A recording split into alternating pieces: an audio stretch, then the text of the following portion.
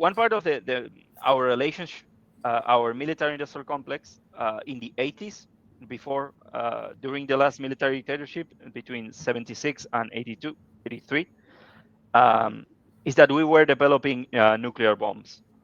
Argentina is quite advanced in nuclear technology, mostly for civilian uses, but the military always wanted to develop nuclear weaponry for strategic autonomy, whatever reasons. Obviously, the United States did not like that. So one of the demands they made from us when we transitioned to democracy is that we got rid of that. And one of the countries we were cooperating with in this search for a military bomb, a military use of nuclear technology, was Iran. Iran and Iraq and Egypt, I believe. Um, so Iran obviously got very upset that we were no longer sharing our technology with them. That's, along with other reasons, is why they did the two terrorist attacks. Buy my novel, Escape from the Village, from major booksellers online. Go to escapevillage.com.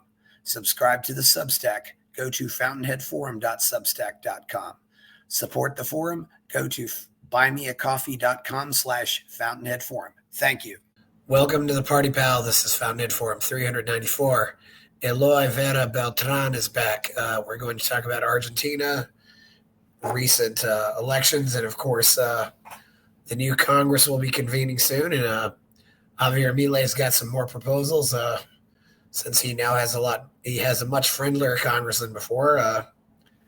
La Libertad Avanza doesn't have a majority, but they certainly have about 1/3 in both houses. So that's going to be much better than what he had before. And I think this should be a very interesting 2 years. How are you, Eloy? I am quite well. Still getting used to to life here in France and to the climate in the northern hemisphere. It's quite colder than I expected it to be for winters. Yeah, you're in France. Yeah, you're in France for whatever reason. So you're not in, but obviously you're still able to keep track of what's going on down there. And you've switched sides of the. How long have you been in France? 5 months. Oh, okay. Mm-hmm. Yeah. I'm still very, very on board with everything happening back at home. So you've been there 5 months, though. So you were actually there from really about the longest day of the year, and now you're getting the shorter days. So that's got to be an adjustment, though. Yeah, exactly.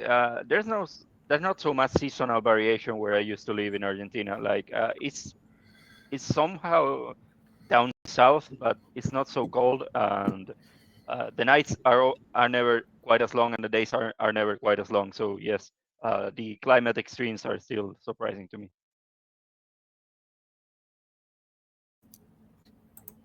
Yes, as you get further away from the equator, everything gets more unequal. It's rather, I've been in Peru around the equator, and it's just 12 hours all the time. But yes, so what do you got to say so far? The first 2 years have been really successful. What can you say about that? Oh, many things. But I think that the first thing I gotta say is that the elections results were surprising. Obviously, I am very happy with the results that Milei has been getting over the last 2 years.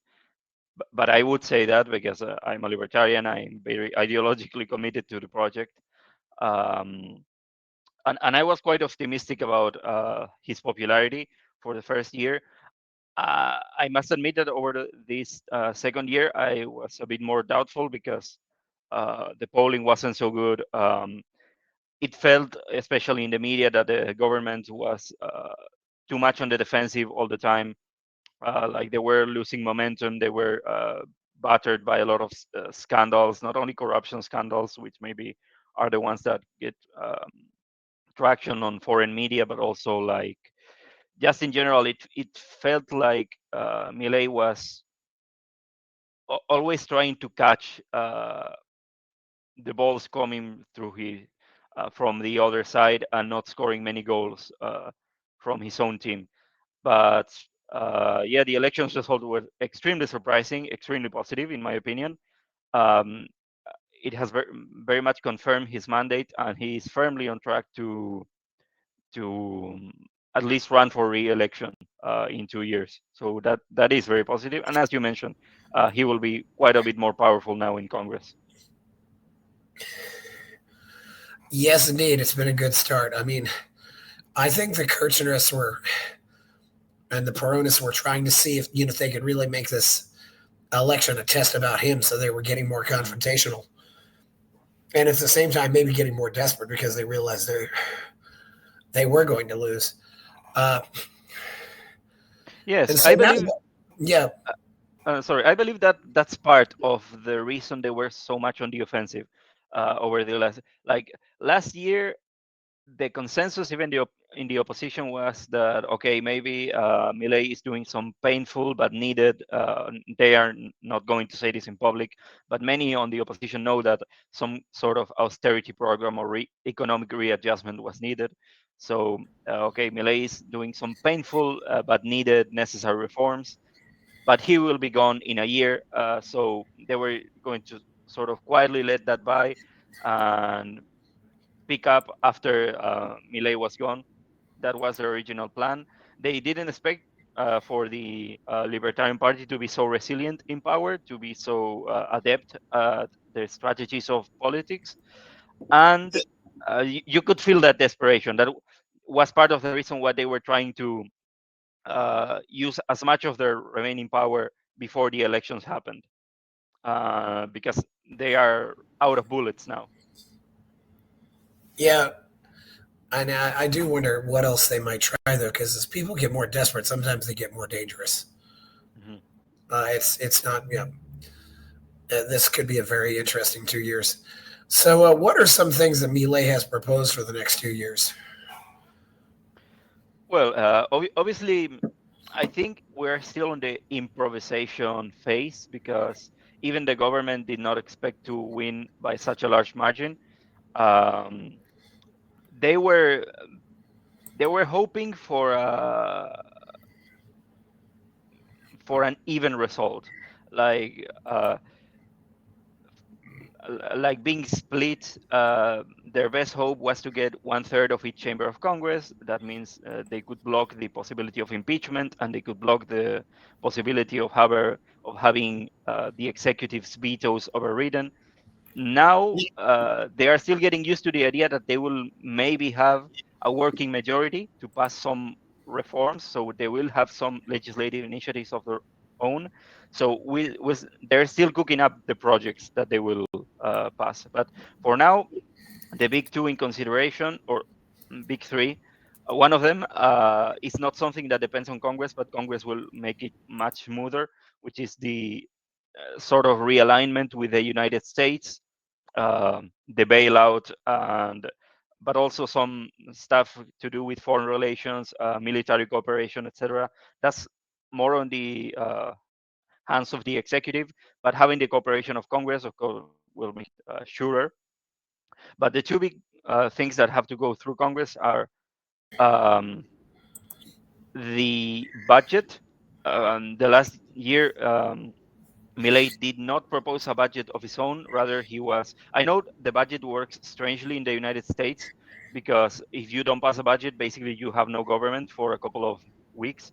Um, but in Argentina, like in the rest of the world, if you fail to pass a budget for this year, you just use last year's budget, and that was what Milei was doing. He was basically using the Perni's budget, which I'm a bit of executive leeway, but now he will have a budget of his own, which means that he can consolidate the fiscal reforms and the new monetary policies and the financial surpluses into the structure of the state. And the other thing that he's still in the phase of negotiating with all the moderate parties and the unions that he will need support to get it passed is the labor reform, an overhaul of our labor relations legislation. Yeah, in fact, it seems to me the biggest opponents and the ones that make the most trouble really are these government employee unions. Hmm. They're doing all the demonstrations. They were blocking the traffic and all this stuff. That seems to be the case everywhere too. They've done stuff like that in the USA. not quite to the extent where I don't think where they do it in Argentina, but they really, I mean, they will practically paralyze everything around them. Is that fair to say? Yeah, exactly, and especially in Argentina because there are so many things that go through the state. You need a permission, or you need some sort of seal of approval. That means that they can really paralyze society and the economy. Teachers' unions are very powerful, and I guess they will be a target of Milei's struggle. But he will also have the support of many private sector unions, or at least that's something he can negotiate. Construction workers and oil rig workers are the two big ones because those are the productive sectors of the economy, the export oriented sectors that are burdened by the regressive tax structure of Argentina. So he can negotiate with them to transition Argentina to a more I'm quite radical on this. The ideal will be to have unions be a purely private affair and not so much power. But for now, what is possible is to transition to a more private sector based economy rather than a public sector based economy, and to disperse the power of unions. Right now, we have a what is called a system of promoted unity. That means that basically all of the unions get forcibly bundled together into larger and larger associations. So you have, for example, the Teamsters Union can use some technicalities and loopholes to say that they have jurisdiction over many provinces, many businesses, and many sectors that are not strictly speaking Teamsters. For example, at one point they were trying to exert their jurisdiction over the and their collective bargaining power over the uh, Mercado Libre. Mercado Libre is like our version of Amazon. Mercado Or Libre, yeah, I've heard of yeah, that. over Mercado Libre storage workers because they work with carts and those carts have wheels, so they technically are transportation workers.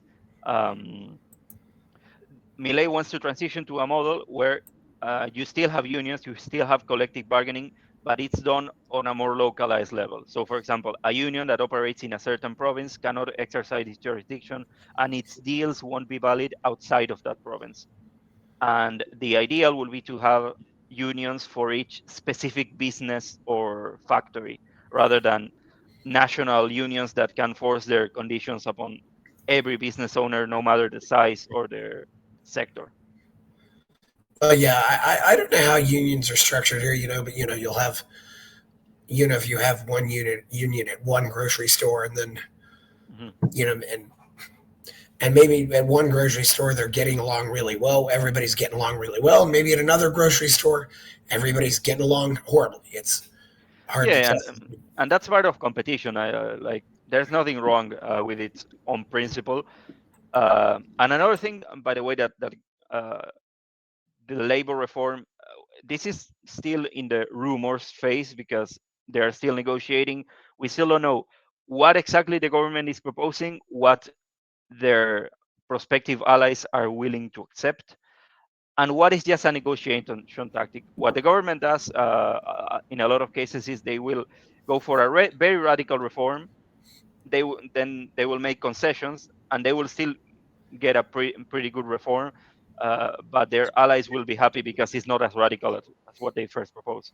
But one of the things they are rumored to go for is that right now, uh, as an employee, you are not forced to join a union. You can be unionless, or you can join one of the dissonant unions that is not part of the main union of that sector. But you are still forced to pay fees to the main union, what are called solidarity fees.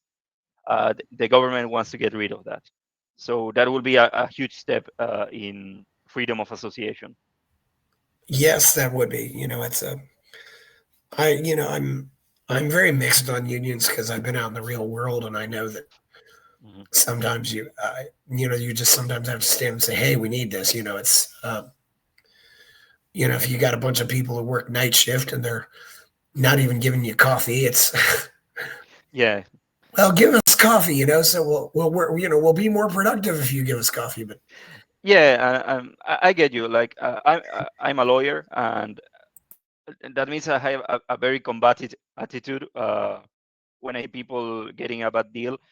I, and I have seen what some workers will conform with if they have a job, and I don't think there's anything wrong with them being able to like bargain or try to fight a little for their labor rights.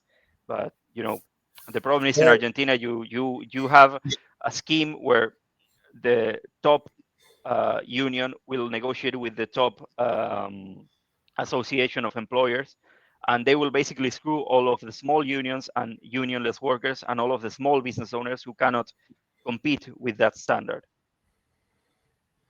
yeah, and you also unfortunately have the case too where sometimes the people running who you have union officers who are just full-time activists and lobbyists. They Yeah, don't of even they course. don't even actually do the job anymore. They're kind of just like politicians, but on a different type. But anyway, so that should be very interesting. I hope ends up benefiting both sides. And interesting that you have a Teamsters union. I Hmm. mean, unlike so many other countries, America is so dependent on trucking, and I could go into another conversation about that. But are you all that dependent on trucking, or for Yeah, example, would that also include railroad workers?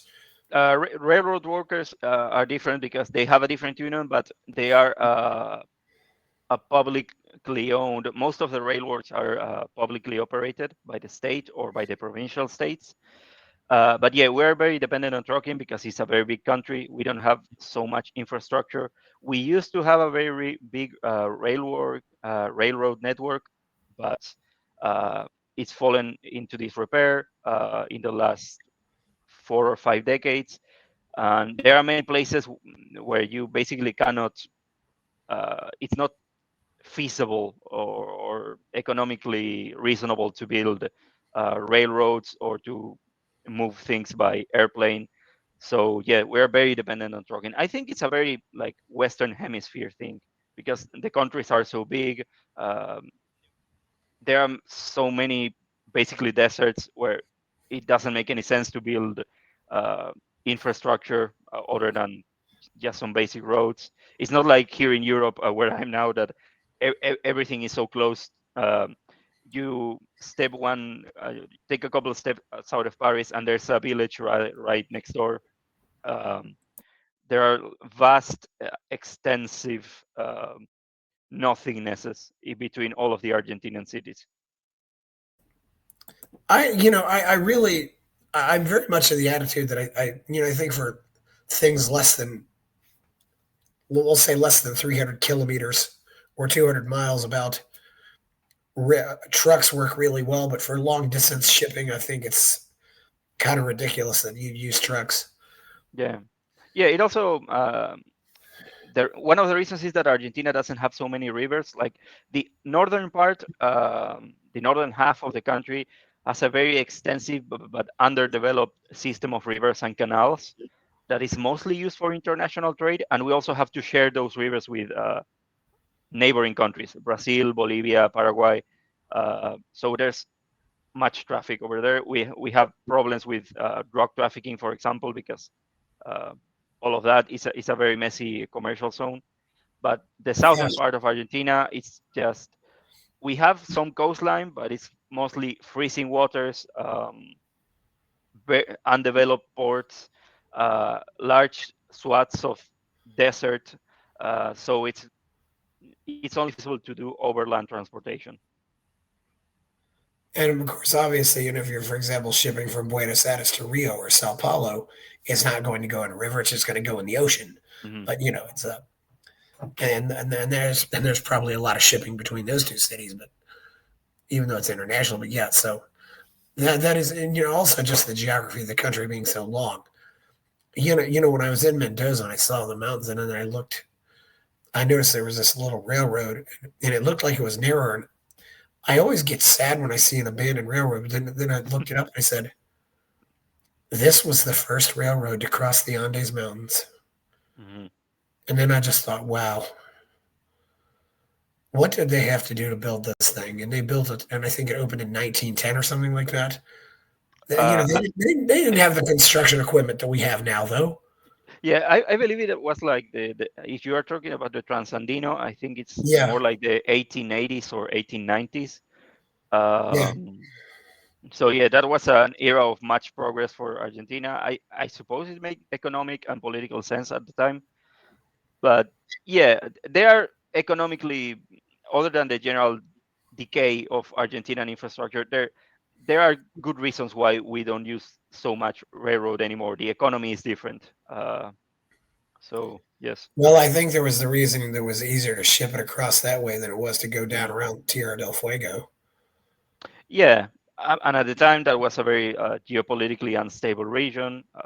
In the 1980s, we signed a peace treaty with Chile, so there are a lot of factors that that rendered all of the infrastructure that was built in Argentina over the last century not necessarily irrelevant, but uh, in need of updates, let's say. Yes, that was also, I know, read it from Red Rod, also read too. That was just considered a very rough place to sail anyway. Mhm. I mean, when the old explorers and stuff, it was just just the challenges with the wind and the currents and all that other stuff. It just wasn't. I don't know. Maybe just because of where it is and the geography, but there was just a place where you were more likely to crash or something like that. Yeah, yeah, it's a very treacherous area to navigate. And goodness knows, Ushiwa, gosh, it's got a constant wind coming at you. It feels like it's always going to knock you down. Very, very wild place, though. A lot of things down there. Makes me wonder why they never want to try to fight a war in a place like that. But oh well. So yeah, so that's the thing too with the transportation infrastructure. It's yeah, and you do have some some at least people are people fairly dependent on the trains down there. Or they still usually take their cars Uh, or I perhaps buses as well. I mean, if people are traveling. oh no, people mostly travel by. I mean, we're a very car-centric culture, like just like America. Our geography, in that sense, is very much like America. There are long distances. Most people have cars if they can afford them. Um, maybe that's maybe changing in the three biggest cities, but the cities are also very car-centric, car-dependent. So it's very much like America. People, if they can afford it, they have a car and they travel by car. And I have cousins, for example, who live in the south, in the province of Santa Cruz, who will uh, make like 2,000, 3,000 kilometers of, I think that's like 5,000 miles, I don't know, of travel. That's Well, like one two a whole days mile of is travel. about 1.6 kilometers. Okay, Yes. so it's the other way around. But yeah, it's 2 days just from one place to the other, and again, it's emptiness. And then for mass transport, we mostly use buses, Yeah, and yeah. There's buses. there's Yeah. also a problem with the infrastructure that needs to be updated. Um, a lot of what we called asphalt piracy, basically pirates who will ambush trucks or buses on the roads or just outside of stations. Um, there's a campaign now to overhaul some of the bus stations and train stations in the capital, for example. So somebody will stop a bus and try to rob everybody on the bus. Is that what you're saying? Yes, exactly. Or they will just hop like a Western movie style. They will just hop into the moving truck or the moving bus and try to open and so that it releases some of its baggage, like force the doors open. Boy, that is something you only thought you saw in the movies. It's Wow. very Wild West, yes. Yeah, does that happen usually in the more urban areas, or does that happen if a bus is out on the road somewhere alone? For trucks, it often happens in the middle of the road, like in these vast empty rural areas, because there's you can escape to anywhere and hide in the middle of nothingness. And for civilian buses, it will often happen just outside of stations, there's also a problem with corruption because usually there's a gang who knows that this area is undefended. They have a deal with the police, and they will, they know where to ambush. They know that this specific bus will be unguarded. There's a whole, yes. I always wonder if it's ever happened sometime where somebody goes up to a guy delivering pizzas and says, "Hey, give me all your pizza." Yeah. He doesn't want any money. He just wants to steal all the pizza. But anyway, so yeah, that is wild. Yeah, does Milei have any proposals with crime? Any more proposals or ideas with crime? Um, yeah. For now, I don't think he's changing his policies, we have been very effective. One of the things that happens is that we had a constitutional reform in 1994 uh, that delegated a lot of powers that used to lay with the federal government to the provincial government. So if you want to have an effective campaign against crime, you need the cooperation of the provinces. And Yes. many times the provinces will need the cooperation of their municipalities. And in many cases, the police department is just an entirely separate department that just uh, functions by its own dynamics. So, in those provinces that Milei has had the cooperation of the local authorities, for example, Santa Fe, the province of Santa Fe and the city of Rosario, we have seen a drastic reduction in drug related crimes. I mentioned this is an area that is affected by international drug cartels. So, you have been witnessing a campaign to dismantle the cartels, to bust some of their hideouts, to remove the criminals once they are imprisoned from the area and take it to prisons far away where they cannot coordinate and basically use the prisons as offices, uh, because that was a problem that you had before. They will basically do uh, home office from the various prisons. They have their communications either interrupted or removed altogether. So yeah, there has been a significant improvement in those areas, and that explains part of Milei's popularity there. In the most affected province, my province, Buenos Aires, it's a little more difficult because again, there's a lot of levels of government that you have to coordinate.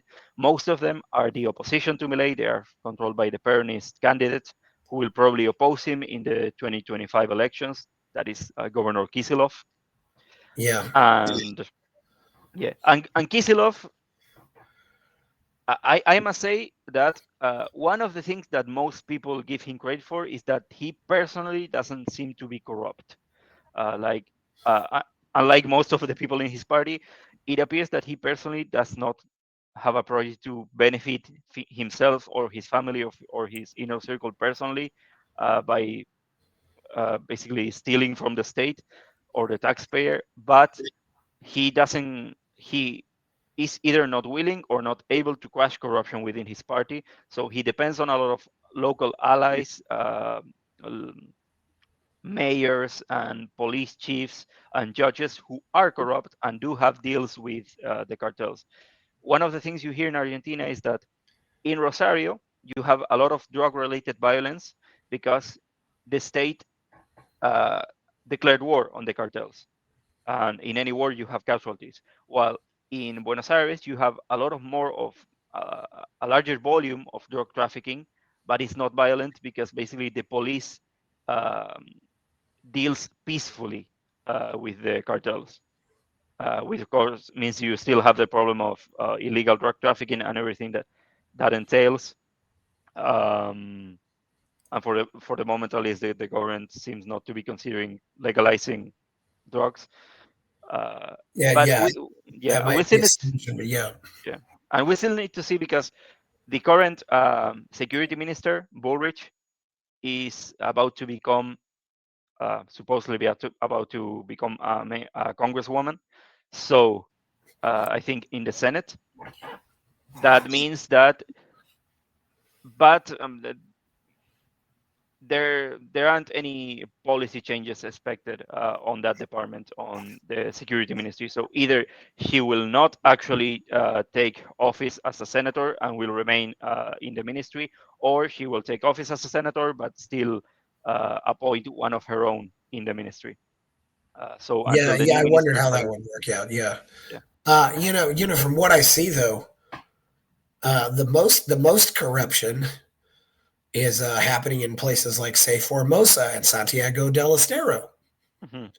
and he's definitely not getting cooperations from those governors. In fact, apparently the governor of Formosa decided that that there's a pandemic happening and that we need to do pandemic protocols again. And Yes. these are two of the poorest provinces, also, from what I hear. Yeah. The two you just mentioned are the poorest provinces. Santiago del Estero and Formosa. They are very rural.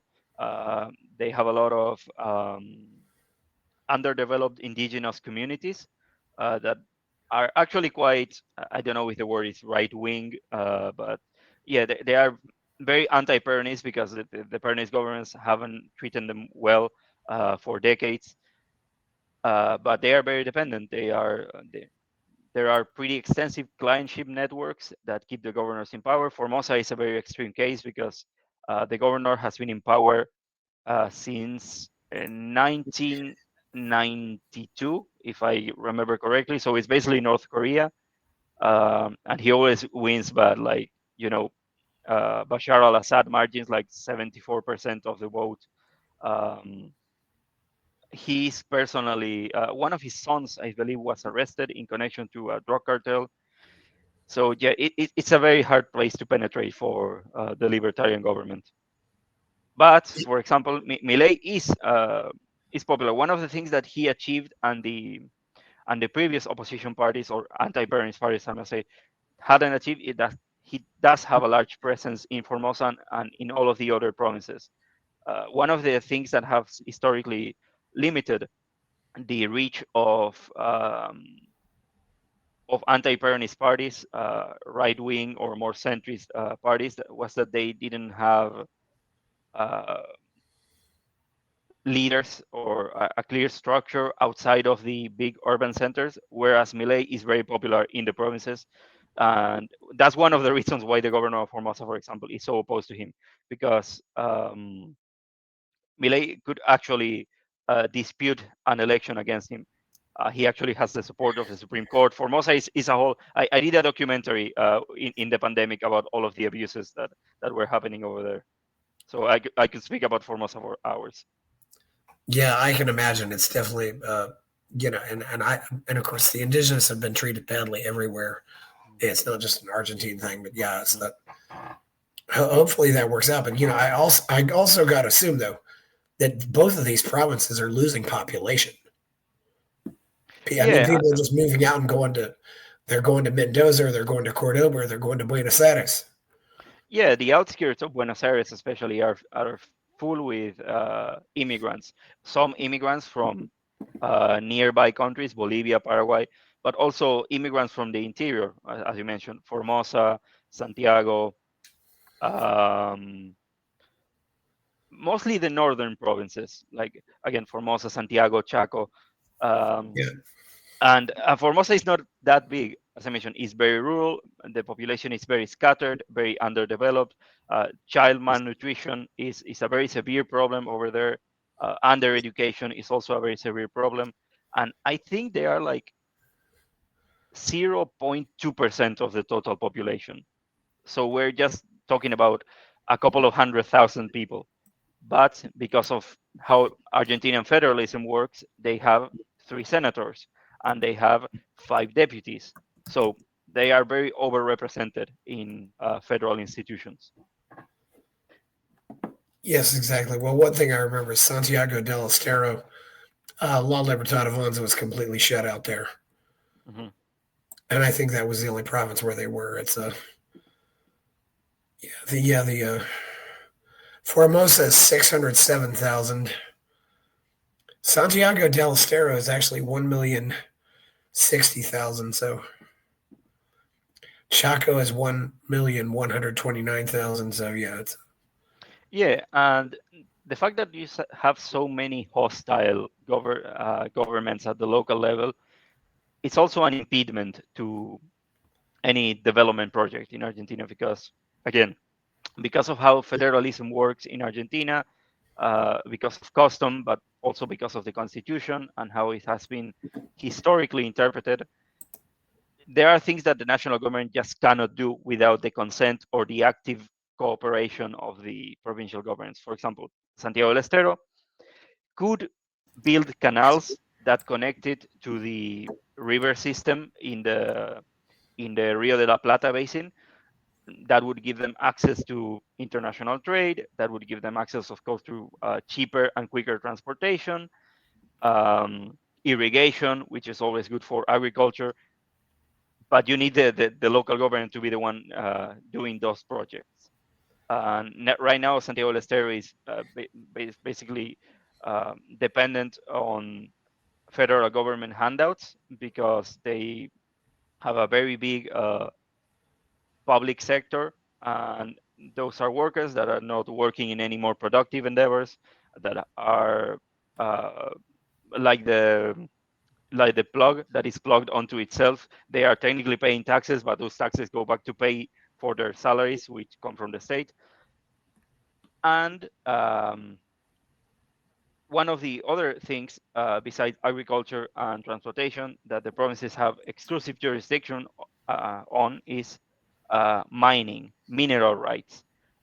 All of the I forget the word in English, subsoil, undersoil, the subterranean resources like minerals, gold, silver, oil, lithium, uh, Yes. they are owned by the provincial governments. Um, so the government cannot make any deal allowing foreign investment to come in to try to develop those resources or refine them or try to ship them abroad or uh, just allow for international trade on those resources because uh, the provincial governments won't allow it. There are several provinces where mining is basically forbidden by the provincial state. Yeah. What do you think Milei might do? What else Milei might do to change that?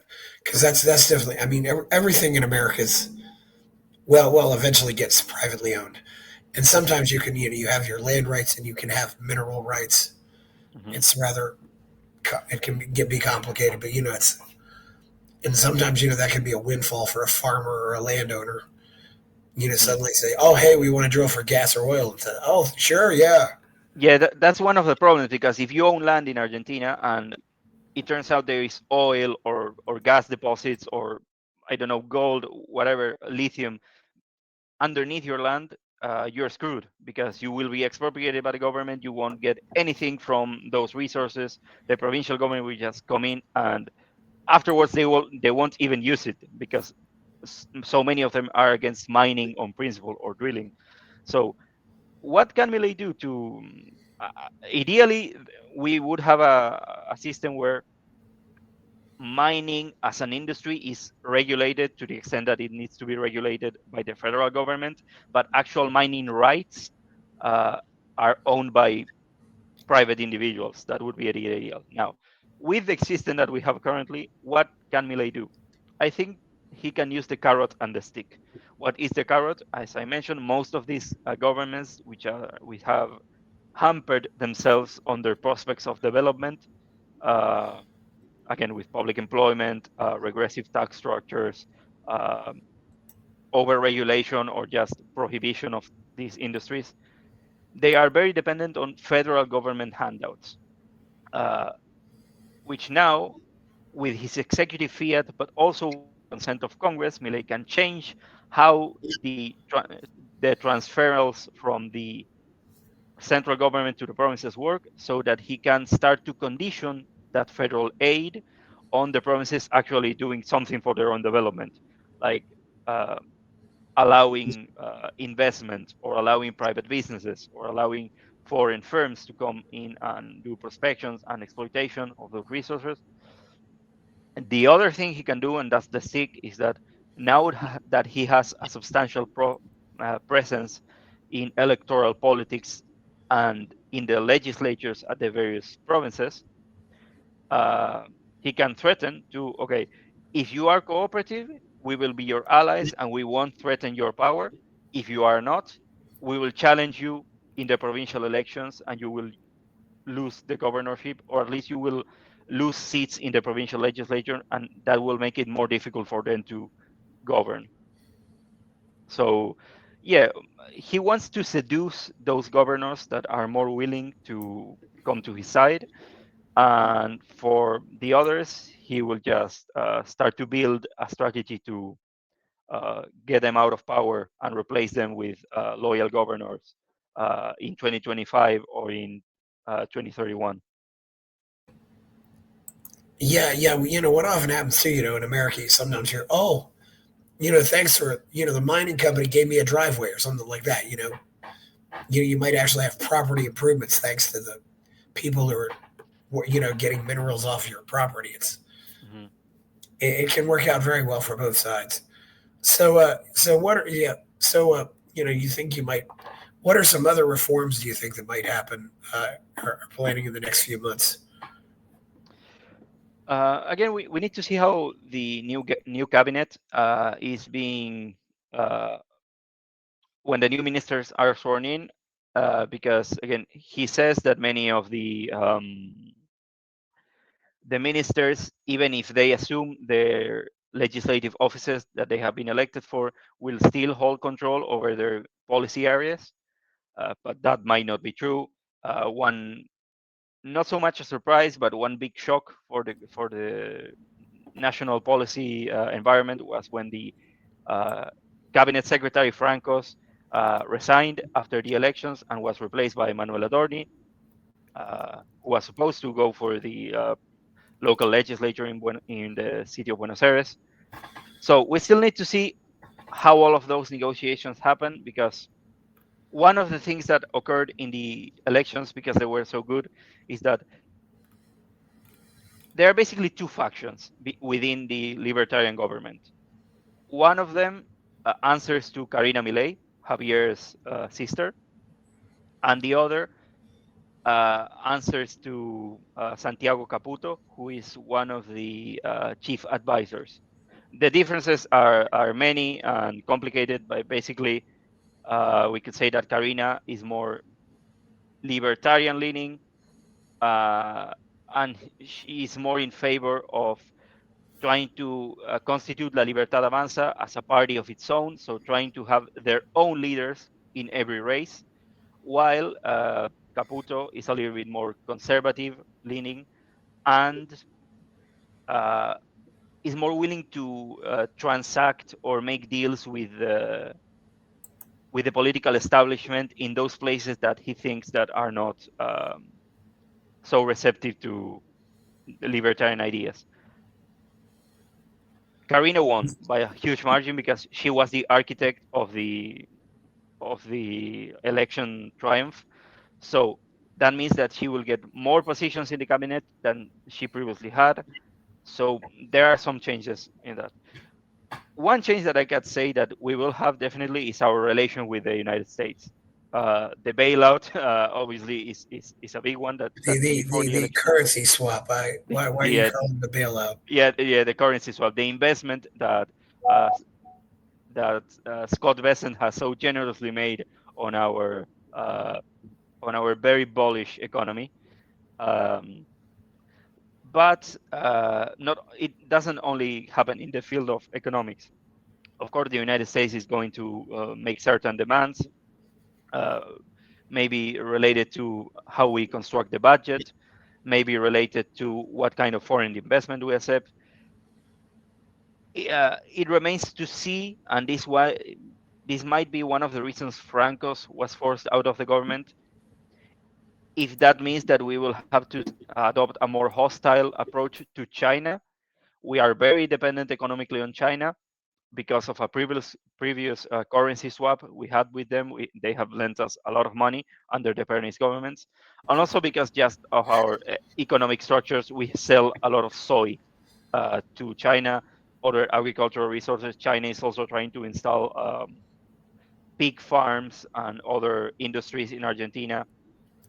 They are making a bid to own some of our largest infrastructure. So probably the United States will demand that we uh, cut them off. We repay the currency swap. We say bye bye. We don't owe you any money anymore. You can't own any infrastructure in your country. Uh, we start slowly to transition away from selling them stuff, and maybe we have to find new clients on international markets.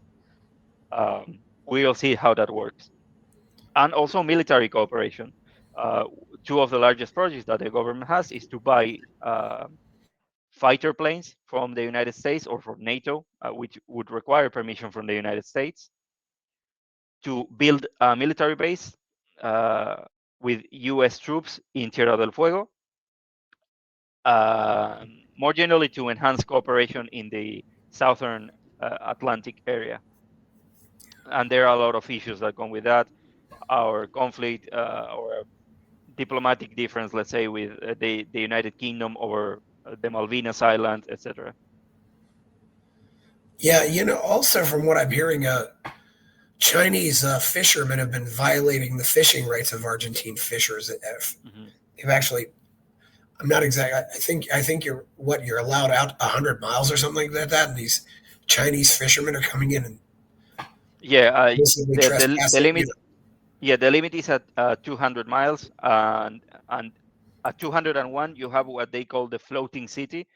It's actually a huge collection of ships that you can see from space because they have so many lights, and they will catch fish that actually are part of Argentine jurisdiction because international maritime law is complicated. But basically, if the fish live in your territorial waters and they only get out occasionally for migration or to seek food or whatever, they are technically still yours. And Argentina still have some rights to police those waters. But right now we don't have a navy that can enforce our maritime policies. The government is generally unwilling to antagonize China and Korea, who are the main culprits in these violations, and they have somewhat the consent of the United Kingdom against, because the United Kingdom would prefer that Argentina doesn't assert its sovereignty too much on the southern Atlantic, because everything happening with the Falklands and Antarctica and the other southern islands. So, but obviously, Argentina is not the only nation that gets hurt from this. Uh, the United States would prefer to have a more peaceful and cooperative relation with all of its allies in the south of the Western Hemisphere, Yeah, yeah, that's you said South Korea as well. Wow. or the Koreas. Most of Asia, There's mostly, two Korean countries, but yes. yeah, mostly China, but all of the Asian countries take some advantage of this. It doesn't happen only in Argentina. It's a very common problem with when you try to establish borders on water because fish move. Yeah, yeah, Uh, fish move. That's the thing. The fish yeah, don't stand in the same place. Birds don't stay in the same place. exactly. It's but you can at least establish to a certain degree. Yeah, this is our Yeah, water. You can't put your boat here, but you can put your boat there. It's yeah. There are small gaps all over the planet because, like, I believe this. There's a little area between Russia, Japan, and Korea that is technically not part of any of their jurisdictions. So they all just scramble to fish on that small area. And yes, international governance is a mess, and obviously the United States wants to have a say in all of that. why. Yeah, well, I don't know how much, and I don't know how much we're fishing all over there. But that's created a lot of issues. I don't know. If Milei asked my personal opinion of it, I personally don't think at this point Britain's willing to fight for anything. I Mm-hmm. what's happening in that country domestically, just Mm-hmm. if you're going to allow rape gangs to dominate your cities and stuff like that, how are you going to fight for anything abroad? Mm-hmm. Who knows? And the other thing too is if we told them don't fight, they probably wouldn't fight because they kind of well, it's complicated. But Yeah, yeah. Well, many, I've lost so much respect for Britain. It just yeah, yeah. What many military and geopolitical analysts here in Argentina are saying is that there is precedent. Britain used to own some islands on the Indian Ocean. Um, called the Chagos Islands, and the United States basically told them give them back to Mauritius. I think was the country that originally uh, owned them. And it's not so easy. It's not like the UK just went away and handed them over back to Mauritius. There's some sort of power sharing agreement between Mauritius, the UK, and the United States to still have a military base there. But some people are saying if we have a friendly approach to NATO rather than the disastrous war that we have in the 80s, maybe we can come to a settlement of that sort. It's a tragedy for me, the war that happened in 82, because we we always had a very close relation to the United Kingdom. There was once a vice president of Argentina who said, quite polemically, but I think he was right, in every way, shape, and form, the Argentina is one of the favorite colonies of the United Kingdom, and or a part of the British Empire, and that is true. We had a very close relation historically, even though they took the islands from Argentina. We still have a very close relation of migrations, travel, culture, economy to them. Most Argentinian banks operated openly in the islands. There was a lot of exchange, and then the war happened, and it just was cut short. And maybe if we would have taken a more diplomatic approach, we would have come to an arrangement for power sharing over the area that I think would benefit uh, both countries and the islanders themselves, because obviously their opinion needs to be taken into account. Yeah, I really wonder if anybody wants to live there. I mean, everybody who's living there is just because they're either connected to the British Navy some way. I mean, Yeah, I think it's not like a permanent population. Obviously, humans are weird. We it like just to it live just in. doesn't seem like it'd be a very nice place to live, from what I hear. Yeah, they depend a lot of logistical support from the Royal Navy, as you mentioned. And again, that's a shame because they could have logistical support from Argentina, which is much closer, and that's what they did historically. But for geopolitical reasons, they can't rely on us right now. Um, Well, it sounds like to me it wouldn't be much better than living in Antarctica. Is my whole point. And who wants to live there? yeah. But anyway, yeah, yeah, that's interesting because Argentina really doesn't have much of a military at all, from what I hear. Although I hear that No, might change. no. We used to have a large military industrial complex over the last century. Then we were quite an aggressive country actually. Like we participated in a bunch of regional wars in Bolivia and in Central America, and of course Malvinas. But then Yes. when we transitioned back to democracy after the last military dictatorship, uh, both of the democratic governments, the radicals and the Peronists, agreed that you needed to size down that military complex because that's how the military gets in power. If you take away their guns, if you take away their will to fight, we actually sent many of our military, like the most fanatical and extremist of them, we send them away to fight as mercenaries in foreign conflicts in Serbia and and Croatia and Kosovo and Bosnia, and that's how basically we got rid. It was a political strategy to downsize our military so they couldn't be a threat to democratic stability.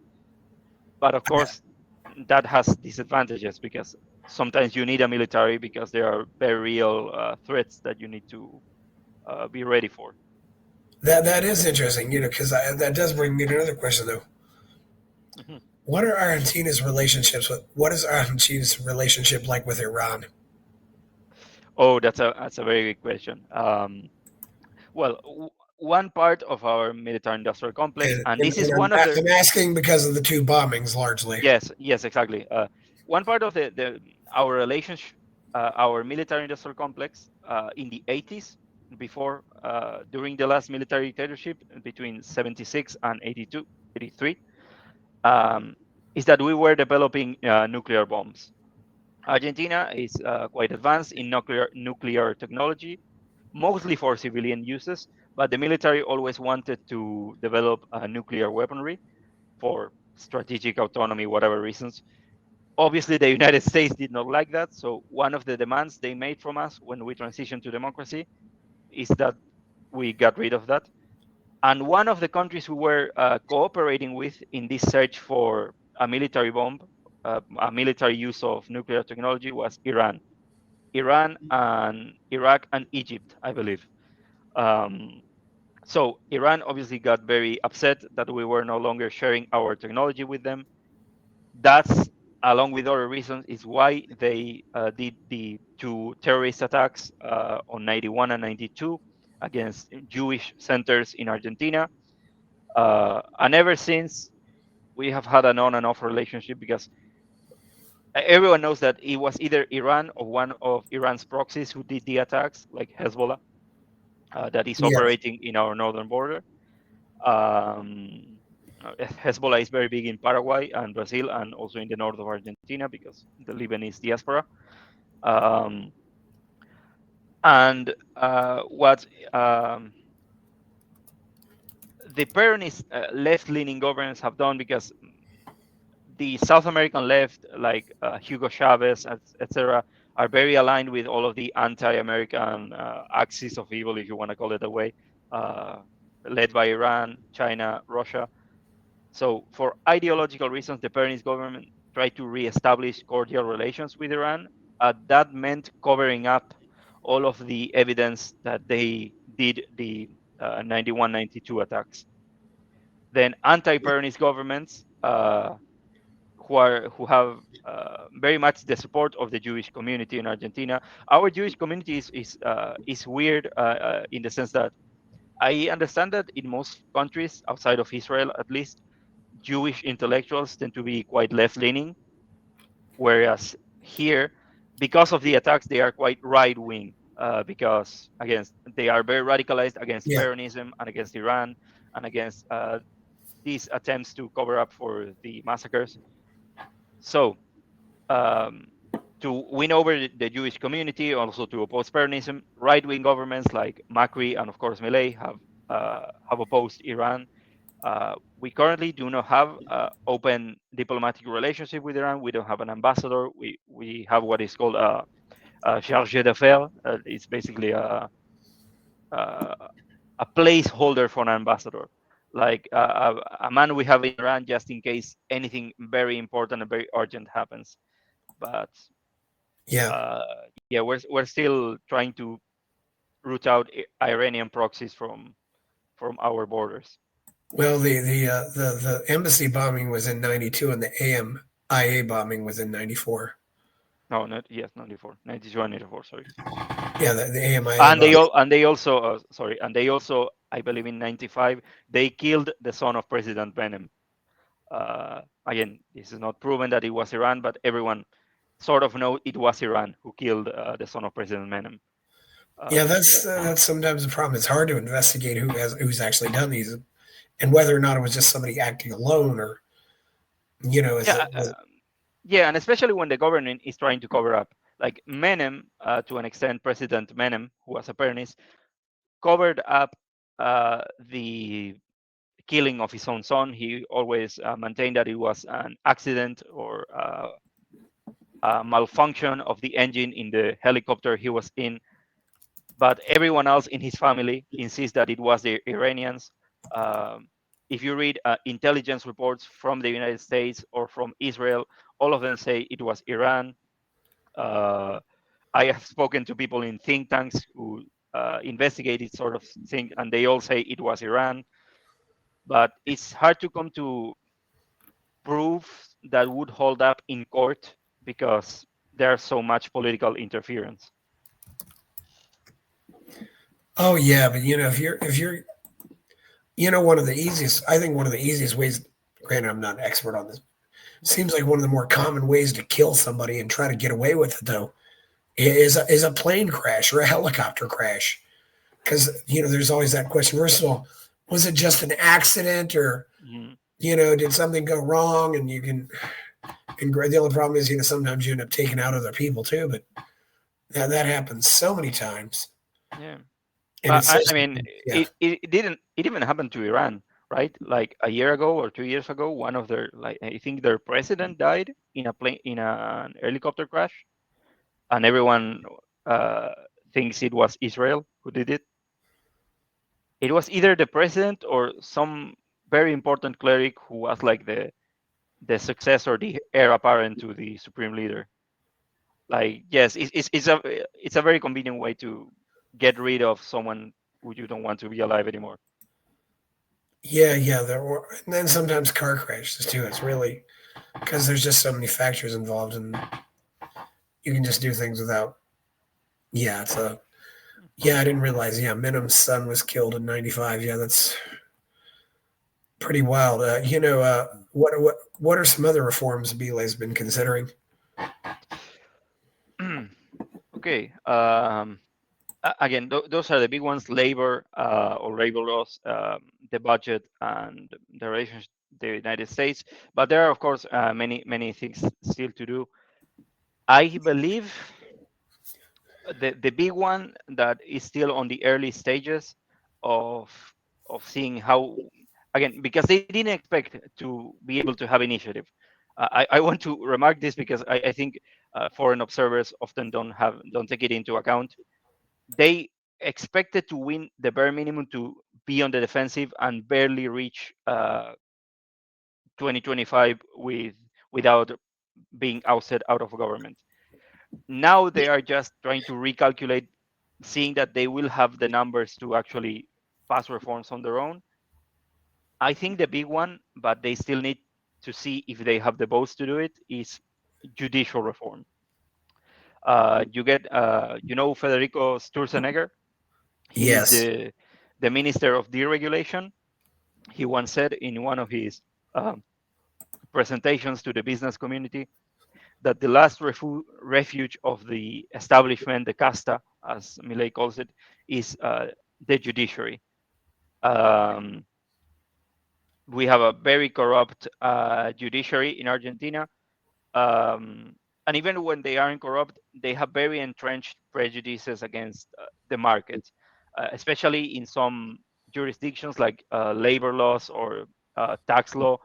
The judges who are assigned to those courts are very statist in their ideology, or they are very resistant to change.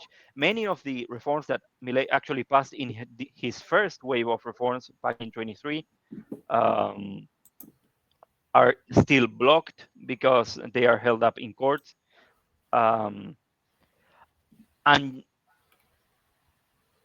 and again, many of them are just in bed with politicians or with mafias.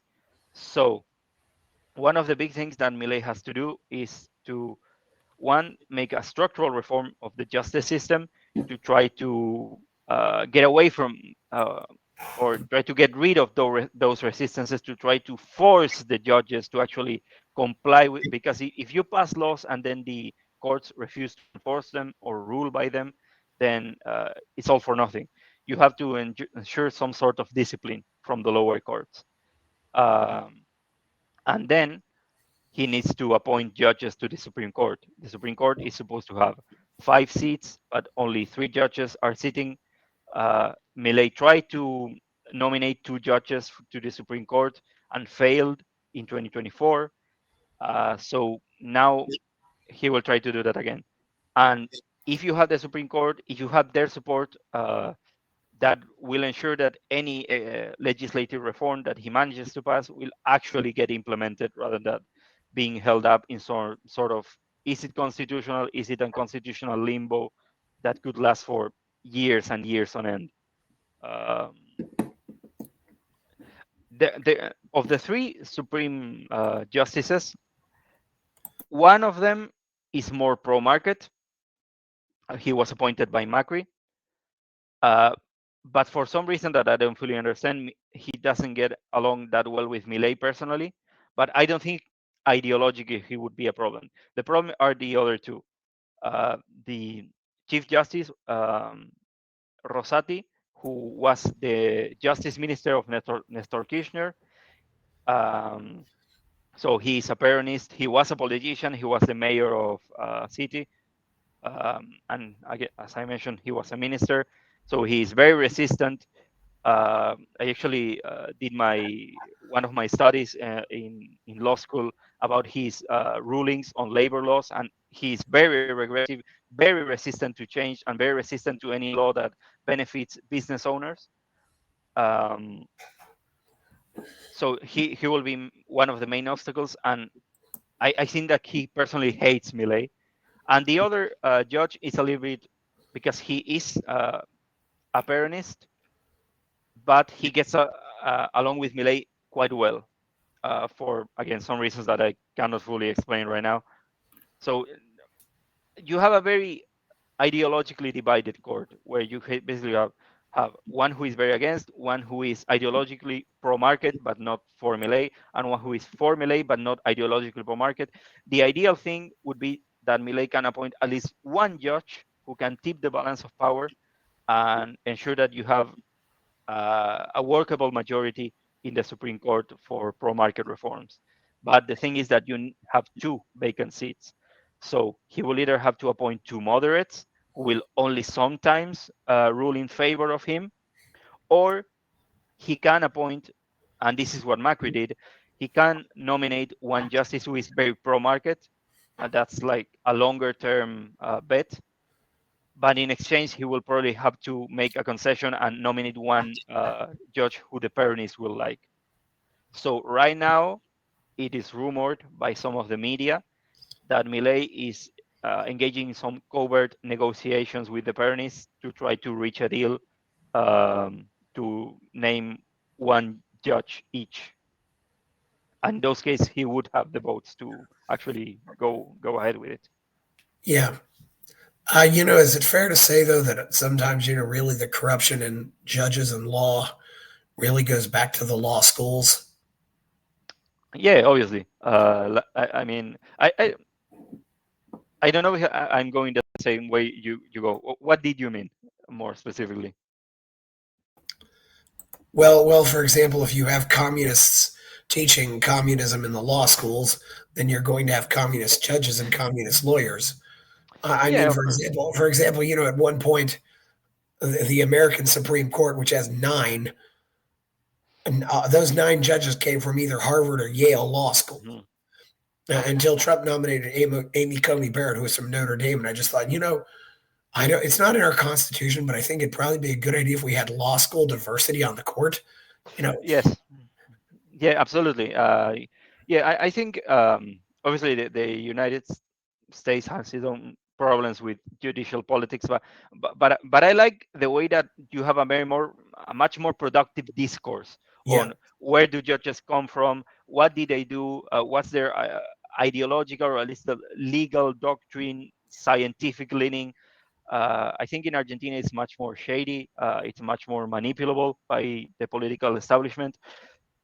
There's more diversity when it comes to law schools, although the University of Buenos Aires is always privileged. yeah, Milei has more support in private law schools. For example, one of his nominees in the last wave was from a Catholic school, Universidad Austral. But yeah, the problem goes back all the way to law school. Like it's a feedback loop. If you have a very statist legislation that gets taught or naturalized because lawyers have to work with it, and obviously that means that the system will promote those who do better with that sort of legislation. They will uh, teach those prejudices and those preconceptions in law school, and you will get this feedback loop. But yeah, the labor laws and the tax law and the even like the banking law uh, teachers that I had were all very like they didn't question the idea that the law should always favor the employee and screw the business owner, no matter who actually holds the most evidence in the particular case. That the taxes the tax law should exist to maximize the amount of revenue that the state can get, and the more regulation is the better. So yeah, this is a long-term fight, especially because if Milei manages to make appointments to pass legislation, uh, whoever he appoints to the Supreme Court will outlast his own mandate as president.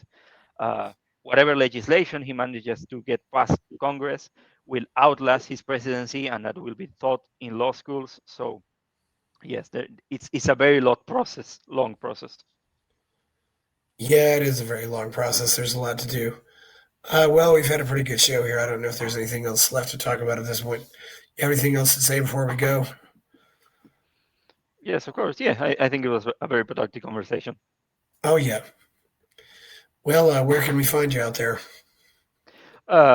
Again, in Twitter, X, whatever you want to call it, Elon Musk's personal Yes. journal app as at Eloy Vera Bel, or on Instagram at Eloy Vera Bel, or you can search my name, Eloy Vera Beltran, on Yes. Google, and you will find my articles on different US media. Elon might be building a big factory down there. You never know. Yes, he says he wants to, but he says a lot of things. You know, I see the one near Austin, and man, that place is it's just so big. I mean, yeah, but anyway. So please like the show, subscribe to the channel, check out other shows. Go buy my novel, Escape from the Village. Check out my Substack. People are giving me money at buymeacoffee.com. I'm Chris Baker. Thank you, Eloy Vera Beltran. We're out. Buy my novel, Escape from the Village, from major booksellers online. Go to escapevillage.com. Subscribe to the Substack. Go to fountainheadforum.substack.com. Support the forum. Go to buymeacoffee.com/fountainheadforum. Thank you.